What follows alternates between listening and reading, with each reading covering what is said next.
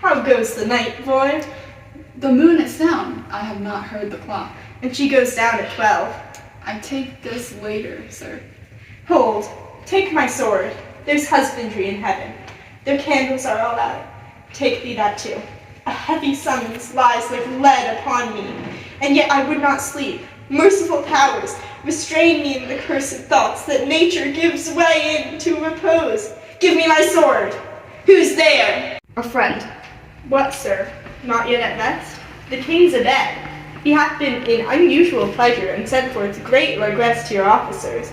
This diamond he greets your wife withal, by the name of most kind hostess, and shut up in measureless content. Being unprepared, our will became the servant to defect, which else should free have brought. All's well. I dreamt last night of the 3 weird sisters.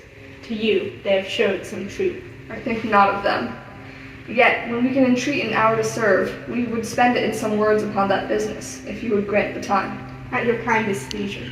If you shall cleave to my consent, when this, it shall make honor for you. So I lose none in seeking to augment it, but still keep my bosom franchised and allegiance clear. I shall be counseled.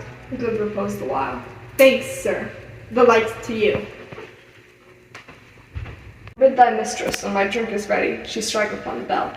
Get thee to bed. Is this a dagger which I see before me, the handle towards my hand? Come, let me clutch thee. I have thee not, and yet I see thee still. Art thou not, fatal vision, sensible to feeling as to sight?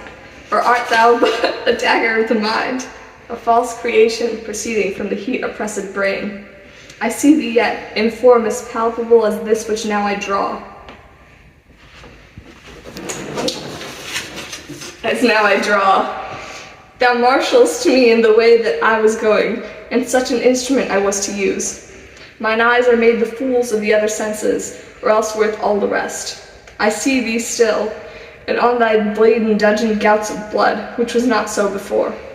There's no such thing. It's the bloody business which informs thus to mine eyes. Now, o'er the one-half world, nature seems dead, and wicked dreams abuse the curtained sleep. Witchcraft celebrates pale Hecate's offerings and withered murder, alarmed by his sentinel, the wolf, whose howl is his watch. Thus, with his stealthy pace, with Tarquin's ravishing strides towards his design, moves like a ghost.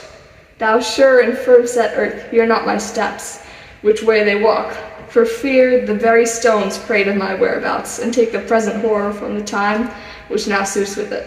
Whiles I threat, he lives, words to the heat of deeds, too cold, breath gives. I go, and it is done, the bell invites me. Hear it not, Duncan, for it is a knell that summons thee to heaven or to hell.